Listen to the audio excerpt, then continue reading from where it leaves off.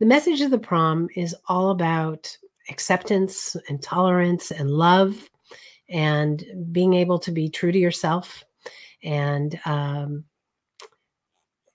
being able to live your best life and joy and positivity. And so that hope and warmth, I think, comes through beautifully in the film.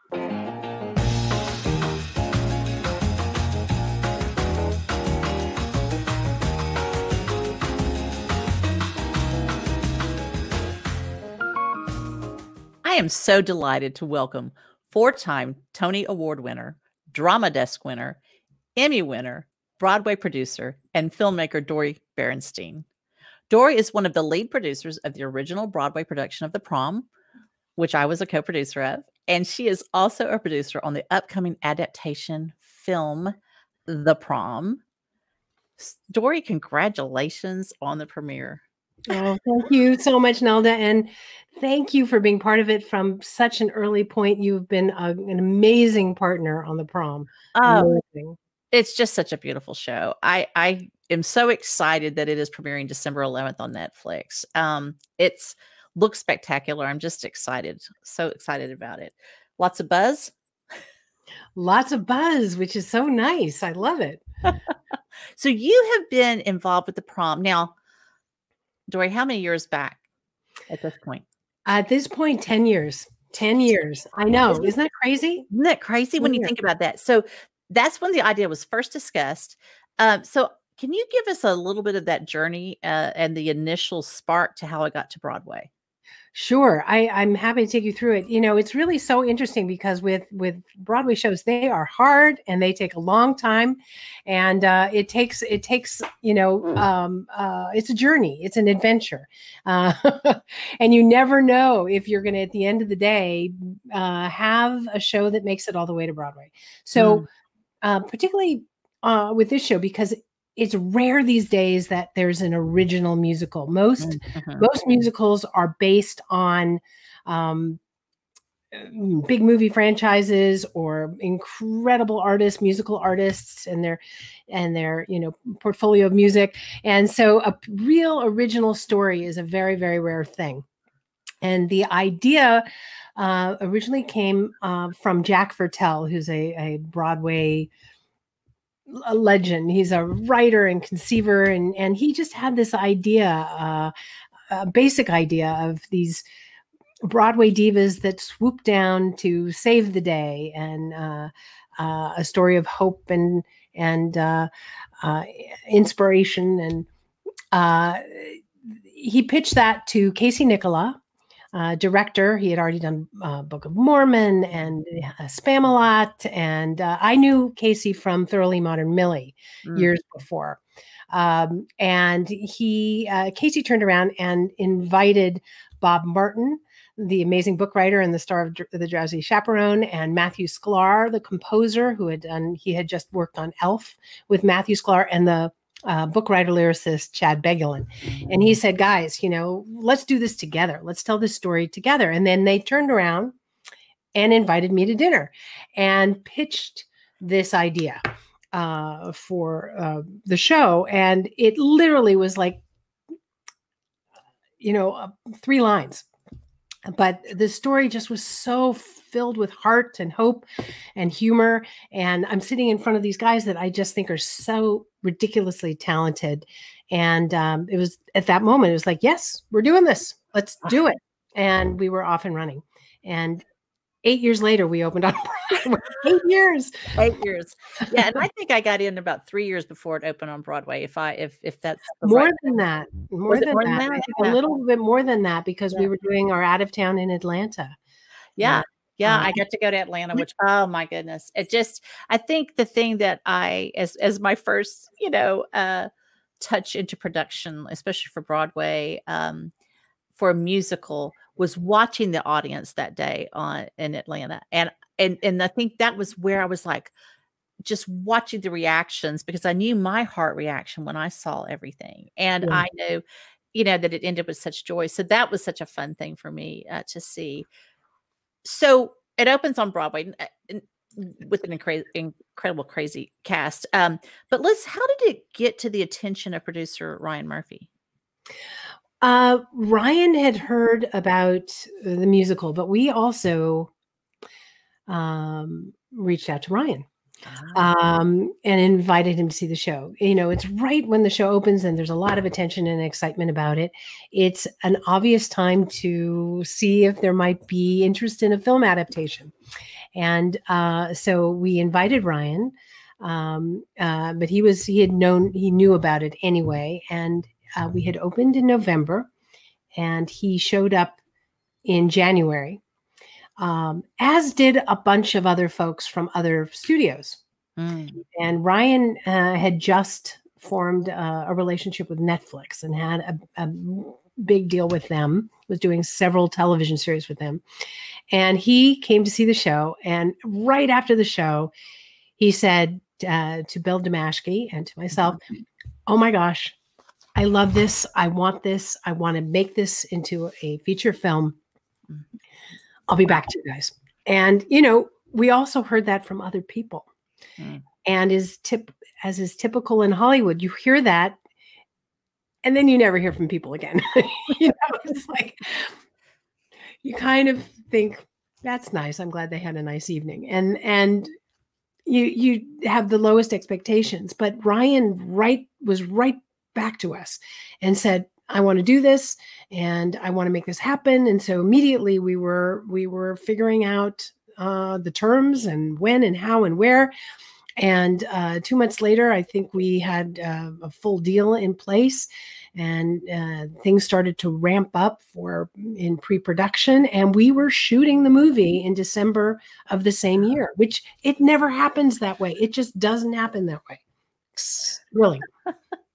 So you had this amazing, Broadway production, and you had just some of the most acclaimed stage performers in the business, and many of them were, Tony nominated, Tony Award winners. But also, you have this film version now, as you hand your baby sort of over to someone else, and this film version has these A-list screen actors: Meryl Streep, Nicole Kidman, Kerry Washington, Keegan-Michael Key, and James Corden. So tell us about that casting process. Yeah, we had to settle for our second choice. What a cast. I have to say that it was all Ryan, 100% Ryan. And from day one, his idea was to tell this story in the biggest possible way. And this was his vision. He wanted it to be as big as possible. And when you want something to be as big as possible, you call Meryl Streep and you call James Corden and Kerry Washington and Nicole Kidman. So, that was his vision. And also, it was what Netflix wanted.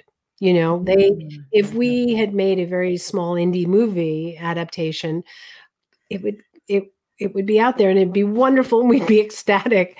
But he really wanted this message out into the world. And so to do it in the biggest, boldest way possible. And so we did have, in the spring, we were keeping it extremely quiet because we wanted full attention on our Broadway show and on our Broadway cast. And so only Bill and I knew when Nicole Kidman was in the house wearing a hoodie. Wow. And, and all these other people were coming in and out to see the show. And, it was the hardest kept secret in the world, but we didn't want to dilute or take anything away from the Broadway show. And so we didn't want focus to be shifted on what was starting to take place. Let's talk about the adjustments of taking something from Broadway stage and then fleshing that out, if you will, on screen. What kind of adjustments are made in a situation like that? Well, you have such an opportunity to do things you couldn't do on stage when you take it to a big screen. And, there were things during the 8 years of developing the show and doing all these labs and out of town production that, if only we could add 2 more cast members and have someone's mother or, be able to go to a monster truck rally, do all these things that you are whether financially or practically, you're limited, and you can only do so much on a stage. And so film gives you an opportunity, obviously, to open it up and really go deeper into the world. What I'm thrilled about with the Prom adaptation, it is so true to our Broadway show. It is written by and composed by, it's the exact same team. And Casey Nicola, our director, is also the choreographer on the film. So it is our Broadway show on screen opened up a bit. But 100% of our score is on screen. But we had the opportunity to do things that we had talked about doing. And I don't want to give it away for people who haven't seen it yet. But there are some things that have been opened up and that we were excited that have been, I think they're wonderful choices to go deeper into the storytelling and to get to know these characters and the world that they're from in a deeper way. It is so true. And I think the fans of the Broadway show will be so pleased. I agree. Unlike that feeling sometimes when you go see a movie and you go, oh, they ruined the book. I mean, why'd they take that out? Right. I think that instead it's going to be, oh, wow. They held true to it, and they did it in a such a compelling, different way. So yeah, it's a love letter to Broadway. Oh, it is a love letter to Broadway. Yeah. Beautifully told. And I think at a coming out at a wonderful time too. I think when we need that, right? We need that love letter to Broadway. Yeah. It's the whole film is filled with joy and hope and just happiness. And boy, do we need that now. Oh yeah. Oh my gosh. Absolutely. So let's talk about one part that's really neat in the film where the actors are dancing on a street in New York City in the theater district. And, it's amazing how much it looks like the real thing, but it's not, is it?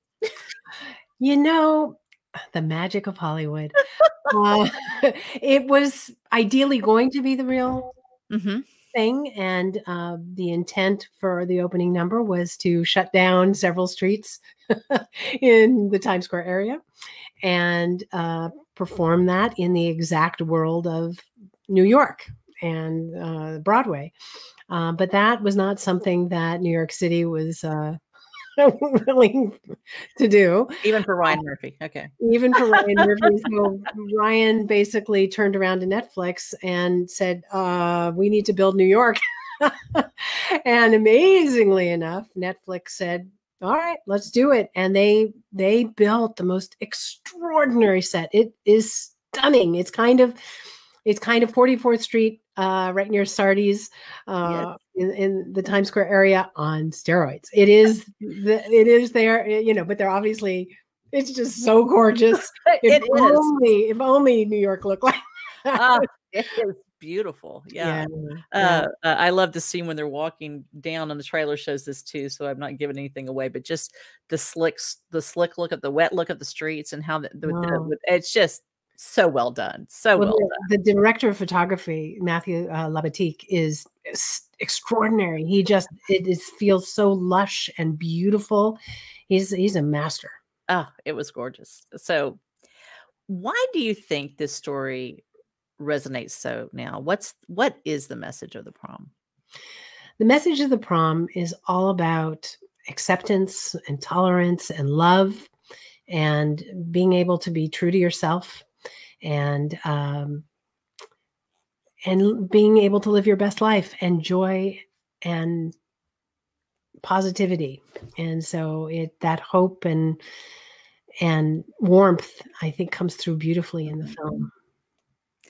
I always say that acceptance is more than tolerance. And I think it really is about acceptance on all levels, which is beautiful.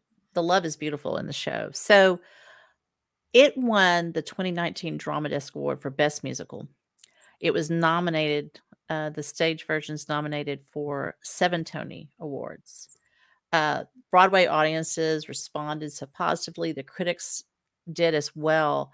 So what are you guys expecting for the larger global audience when this comes out on Netflix? it's just so exciting that it's going to have this global audience, and Oh, it's just overwhelming. It's thrilling, and also spreading all this Broadway love out into the world because it just is so joyous about Broadway. And so I hope that the film is seen by as many people as possible and getting this message of hope and positivity and acceptance out there, and also the love of Broadway. And so that when Broadway returns, everyone's going to want to come and see a show live, yeah. because it just, I think, is a beautiful love letter, as we talked about. So I hope that it also will excite people to see our national tour of the Broadway musical. Yeah. And will also spark excitement, which I think there already is a ton out there, of licensing the show to be in every high school and community theater all over the country and way beyond. Beyond. It has such a wonderful message. So there's all this buzz about it becoming, it's kind of like the Prom being a major Hollywood musical, which is so fascinating to me to see it. Honestly, feels like moves so quickly to this, right? But and it is kind of set a record on that, right? On one of the quickest turnarounds from stage to. Oh my gosh, it doesn't happen that way. Yeah, it doesn't happen that way. We were in production so quickly, and obvious. Well, you'll see if you haven't seen it yet. It is a big movie. It's a big, lush movie, and to prep that movie and to get it cast and prepped and built and everything, so quickly, it did. I don't know technically if it set records, but I've never seen a movie that has been come together as fast. It does. It just has this flavor, right, of harkening back to the golden era of screen musicals. So do you think there's going to be, or is a resurgence of the big musicals going to screen? I do. I think that first and foremost, there's just this embrace of musical movies right now. Yeah. You have West Side Story and In the Heights, and then I know there's a Dear Evan Hansen musical in the works, and so many other things that are Wicked. I think Wicked is also happening. So I think that it's a wonderful time for adaptation to the big screen from a Broadway show, and I do think that, when you think about the past and all these amazing movie musicals from the golden age, that there is a kind of homage to that happening right now, which is a beautiful thing. And I love all those movies so much. So to have our show and part of that pantheon is just really thrilling. So we're just at this point, while you and I are talking, we're just a little over a week away from this premiere. You have Tonys and an Emmy. You think you might be adding an Oscar to your show? Not going there. That's way too surreal. No. I think that, I am just ecstatic that the film exists and the film is getting out there. And I'm so grateful to our Broadway company and to our amazing team of Broadway co-producers, to you, Nelda, and you were there, you were there in the beginning, and you were there when it was not a sure thing that we'd make it, and you believed in it and you supported it, and that means the world. And so right now, that's where my focus is and where my heart is, and it's filled with gratitude to you and to our Broadway company and to our Prom family, because without everything that you did and our whole team and our cast and everybody did, there'd be no movie. Thank you for saying that, Dori. Let me say, it's just all my honor to be, just grateful to be a part of it. It just, I think that much of this show. I really do.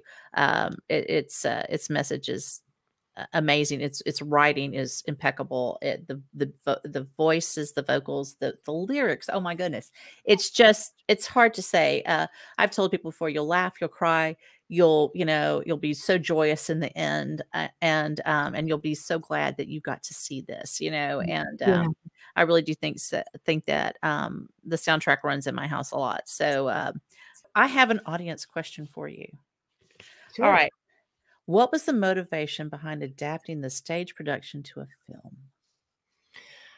The motivation to reach the broadest possible audience. We felt that it was a incredible story that could be told on screen, and I really believe that it doesn't dilute what's on stage, that it's added value.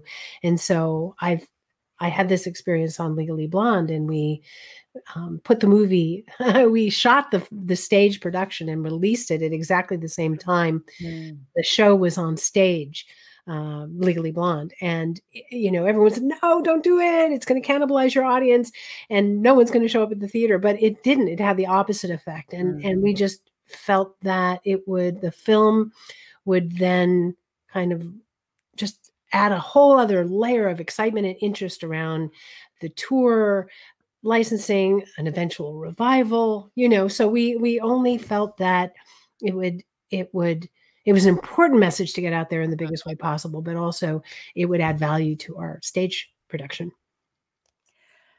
Second question. I heard the extras in the movie finale were actually real life couples. Is that true?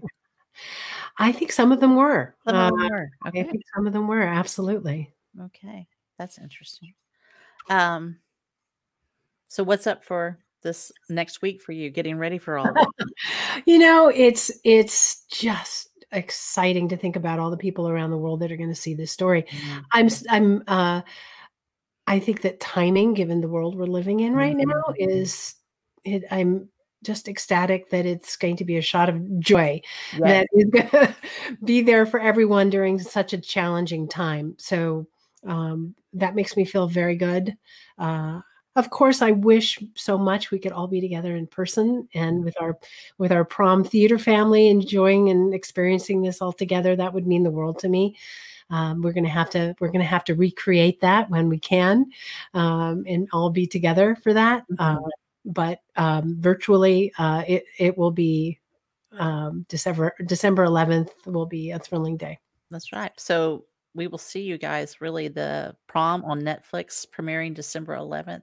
Thank you so much for being here. And thank you for really introducing me into the truth that Broadway is a community. It is a family. And I thank you for that. And I'm very excited to see